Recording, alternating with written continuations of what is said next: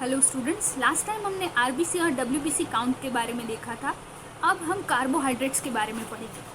जब हमें reducing sugar का डिटर्मिनेशन करना हो तो बहुत सारी मेथड्स इन्वॉल्व हो सकती हैं। हम यहाँ पर पहली मेथड जो देख रहे हैं वो है नेल्सन-सैमुजेइस मेथड। नेल्सन-सैमुजेइस मेथड में क्या करना है, किस तरह से ये होती है, इसका प्रिंसिपल क्या है, वो सारी चीज़ें अब हम देखेंगे।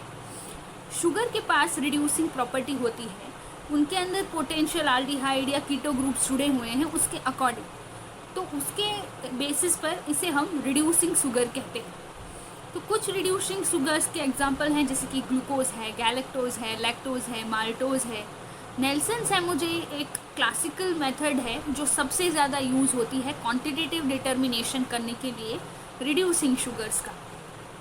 अब इसका प्रिंसिपल क्या है, रिड्यूसिंग शुगर को जब अल्कलाइन कॉपर टार्टरेट के साथ हीट किया जाए तो ये रिड्यूस करेगा कॉपर को और उसे क्यूप्रिक से क्यूप्रस के स्टेट में लेकर आएगा।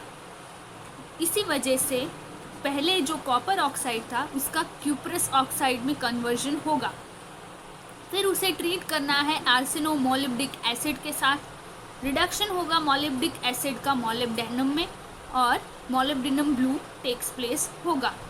अब ब्लू कलर जो डेवलप हो रहा है इसे सेट स्टैंडर्ड में आपको कंपेयर करना है कलरीमीटर से या स्पेक्ट्रोफोटोमीटर से। हम हमारे प्रैक्टिकल में स्पेक्ट्रोफोटोमीटर यूज़ करेंगे। इसके लिए जो मटेरियल रिक्वायर्ड है उसमें है अल्कलाइन कॉपर टार्टरेट। तो आपको किस तरह से इसकी प्रिपरेशन करनी है, 2.54 ग्राम जो है एनहाइड्रस सोडियम कार्बोनेट लेना है, 2 gram sodium bicarbonate, 2.5 gram potassium sodium tartrate और 20 ग्राम एनहाइड्रस सोडियम सल्फेट लेना है। 80 ml पानी में डिज़ोल्व करना है और उसे 100 ml तक लेकर जाना है, अगर आपको 100 ml की प्रिपरेशन करनी है तो।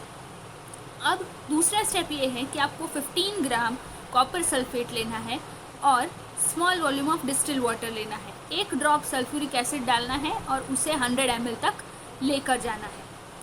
अब जो बी सॉल्यूशन है उसका 4 ml और 96 ml ए नंबर का जो प्रिपरेशन किया है वो हमें करना है मिक्स। और बाकी अब हम मिक्स करने के बाद ये जो सॉल्यूशन बना है ए और बी का मिक्सचर वो हम यूज़ करेंगे।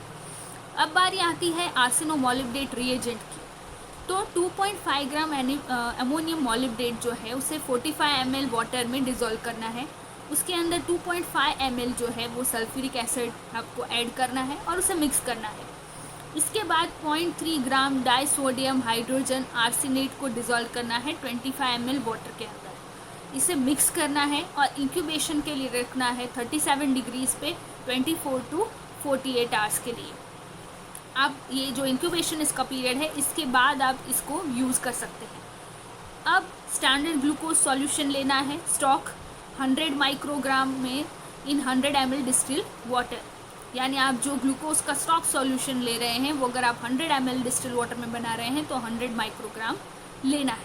अब वर्किंग स्टैंडर्ड जो आप बना रहे हैं वो 10 ml स्टॉक को डाइल्यूट करना है 100 ml डिस्टिल वाटर के साथ, तो फिर आपका कंसंट्रेशन हो जाएगा 100 माइक्रोग्राम पर मिलीलीटर। अब आपको प्रोसीजर फॉलो करनी है, नीचे जो दी गई है। आपको 100 माइक्रोग्राम जो है वो आपको सैंपल वे करना है उस, एंड जो शुगर एक्सट्रैक्ट है वो 80% इथेनॉल जो ट्वाइस हो 5 ml ईच टाइम वो आप उसके अंदर एक्सट्रैक्ट करेंगे। फिर सुपर नेटेंट कलेक्ट करके इवोपरेट करेंगे और उसे रखेंगे वाटर बाथ के अंदर 80 डिग्री सेल्सियस पे। 10 ml वाटर ऐड करेंगे और शुगर डिज़ोल्व करेंगे। एलिकॉट को 0.1 या फिर 0.2 ml पाइपेट आउट करेंगे सेपरेट टेस्ट ट्यूब्स में। अब आपको 0.2, 0.4, 0.6, 0.8 और 1 ml के वर्किंग स्टैंडर्ड्स बनाने हैं सीरीज़ ऑफ टेस्ट ट्यूब्स में।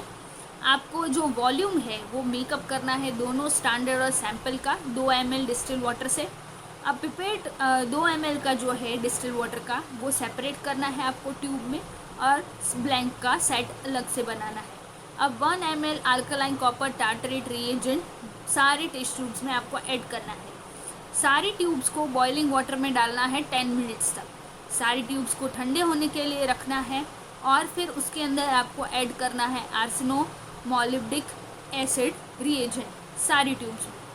अब आपको किस तरह से इसकी कैलकुलेशन करनी है, अब आपको एब्जॉर्बेंस जो है वो corresponds to 0.1 ml of test, यानी x माइक्रोग्राम ऑफ ग्लूकोज, यानी 10 ml के अंदर अगर x divided by 0.1 into 10 microgram of glucose is equals to percentage of reducing sugar आपको मिलेगी। लेकिन आपके सारे जो आप रीडिंग लेंगे स्पेक्ट्रम में, वो सारे रीडिंग देखने के बाद आप ये कैलकुलेशन कर पाएंगे कि 10 ml के अंदर कितने हैं। हेलो फ्रेंड्स, इस वीडियो में मैं आपको सिखाऊंगा कि आप किसी भी स्टैंडर्ड कर्व के लिए डाइल्यूशन कैसे बना सकते हैं स्टॉक सॉल्यूशन से। सबसे पहले आपको जिस कंपाउंड का स्टैंडर्ड कर्व बनाना है उसका एक स्टॉक सॉल्यूशन या स्टैंडर्ड सॉल्यूशन प्रिपेयर कर लीजिए। एग्जांपल के तौर पे हम लोग शुगर्स का स्टैंडर्ड कर्व बनाते हैं, प्रोटीन का स्टैंडर्ड कर्व बनाते हैं, तो उन्हीं का एक स्टॉक सॉल्यूशन प्रिपेयर कीजिए। सबसे पहले आप कोई भी कंपाउंड ले लीजिए। जैसे एग्जांपल के तौर पे मैंने यहाँ ग्लूकोज लिया है, तो आप 0.1 ग्राम ग्लूकोज को 100 ml डिस्टिल्ड वाटर में डिजोल्व कर लीजिए और उनको अच्छे से मिक्स करके एक क्लियर सॉल्यूशन बना लीजिए। अब जो हमारा ग्लूकोज सॉल्यूशन तैयार हुआ है, इसकी कंसंट्रेशन 100 mg इन 100 ml होगी, या फिर हम कह सकते हैं हमारे पास 1 mg पर ml का एक स्टॉक ग्लूकोज सॉल्यूशन है। गाइस, डाइल्यूशन बनाने के पहले आपको एक अप्रोप्रिएट कंसंट्रेशन रेंज चूज करनी होगी अपने स्टैंडर्ड कर्व के लिए। यहाँ आपको ध्यान रखना होगा कि आपकी जो रेंज है वो स्टॉक सॉल्यूशन के कंसंट्रेशन से ज़्यादा नहीं होना चाहिए। एग्जाम्पल के तौर पे मैंने अपने स्टैंडर्ड स्टॉक सॉल्यूशन से 6 कंसंट्रेशन रेंजेस चूज़ करी है, 0.1 mg पर ml से लेके 0.6 mg पर ml तक। सपोज कीजिए कि हमें 0.2 mg पर ml की कॉन्सेंट्रेशन वाला एक ग्लूकोज सॉल्यूशन बनाना है स्टॉक सॉल्यूशन से। इसके लिए हमें एक सिंपल फॉर्मूला अप्लाई करना होगा, C1V1 is equal to C2V2। यहाँ पे C1 हमारा स्टॉक सॉल्यूशन की कंसंट्रेशन है, यहाँ पे V1 हमारी unknown volume of stock solution है जो हमें चाहिए होगा 1 ml ऑफ डिजायर्ड डाइल्यूशन बनाने के लिए। C2 हमारी डिजायर्ड कंसंट्रेशन है यानी कि 0.2 mg पर ml, और V2 हमारा स्टॉक सॉल्यूशन का वॉल्यूम है। इसके बाद हमारा जो फॉर्मूला है C1V1 is equal to C2V2, उसमें हमें सभी वैल्यूज पुट करनी है और क्रॉस मल्टीप्लिकेशन करके V1 की वैल्यू निकाल के लानी है। तो इस फॉर्मूले से हमें V1 की वैल्यू मिलती है 0.2 ml, जिसका मतलब है कि हमें 0.2 ml स्टॉक सॉल्यूशन को 0.8 ml डिस्टिल वाटर में डिजोल्व करना है, जिससे कि हमें 0.2 mg पर ml का ग्लूकोज सॉल्यूशन मिल जाएगा और इस सॉल्यूशन की टोटल वॉल्यूम होगी 1 ml। फ्रेंड्स, इसी तरह आप इस फॉर्मूले को यूज करके अपने स्टैंडर्ड कर्व के लिए अलग-अलग concentration ranges. Your bench for the Nelson-Somoi method. Fill a 250 ml beaker halfway with deionized water and obtained a square of single-ply cheesecloth. You should also have a hot plate at your bench space and will have a few safety tongs available for you to use. Place your cheesecloth in the beaker filled halfway with deionized water. Place the beaker in the center of your hot plate and then turn on the hot plate by dialing the power to around 60 to 75%. This setting will vary depending on the make and model of your hot plate, but essentially you want a very soft boil within 15 to 20 minutes. Seeing your water boil is a visual indicator that the temperature is at least 100 degrees Celsius, but your teaching fellows also have thermometers to verify the temperature of your water. For this video demonstration, I've only prepared the first 6 tubes used to generate the glucose standard curve with everything except the 1 ml of Nelson arsenamolybdate reagent. Note that I have labeled the tubes themselves as well as a small piece of foil used to cover the tubes. After securing the foil over each tube, gently place each individual tube in the boiling water. The cheesecloth here is to protect any tubes from hitting the bottom of the beaker too aggressively. After placing the last tube inside the beaker, set a 20-minute timer for the boiling step. You will notice that upon placing your samples into the beaker, the water will stop boiling because you've lowered the temperature with colder tubes. Resist the urge to dial up the heat on your plate when you begin heating your tubes.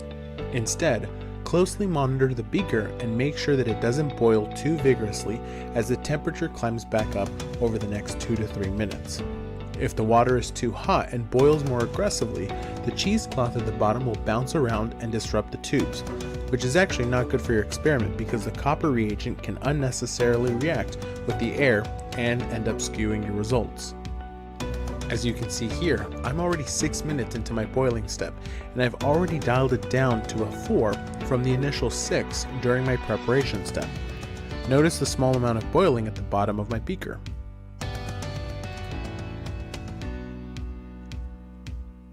At the end of the 20 minutes, turn off the heat to your hot plate and exercise great care to not burn yourself, and use the safety tongs to remove your hot beaker from the plate.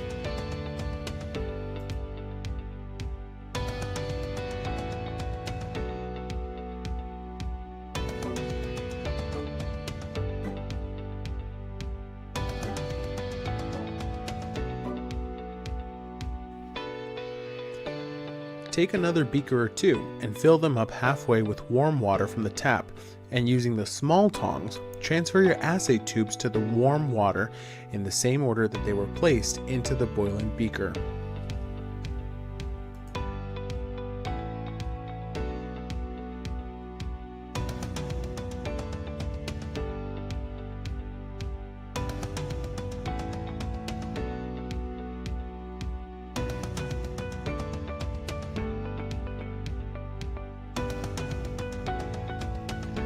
Be mindful of any hot items you still might have at your bench and move them aside to prevent burns and injuries.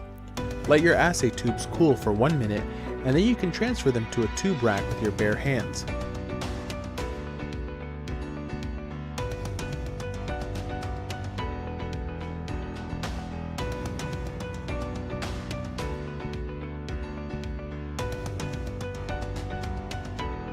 Remove the foil caps to your tubes and add 1 ml of the Nelson or Cinnamolybdate reagent, but be careful to not add the reagent too quickly, as tubes that contain considerable amount of reducing sugar will bubble up.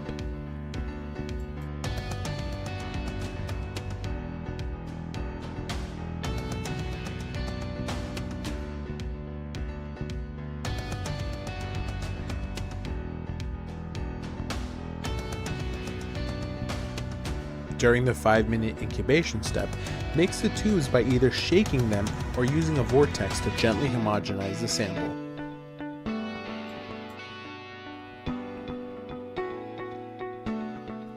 Here I'm not showing the addition of water in this demonstration, but after adding the 5 milliliters of water, mix your samples by taking a piece of parafilm, place on the top of the tube and secure with your thumb, and gently invert 4 to 5 times. Let your tube stand for a minimum of 30 minutes for the final incubation step, and use your benchtop spectrophotometer to read the absorbance of your samples.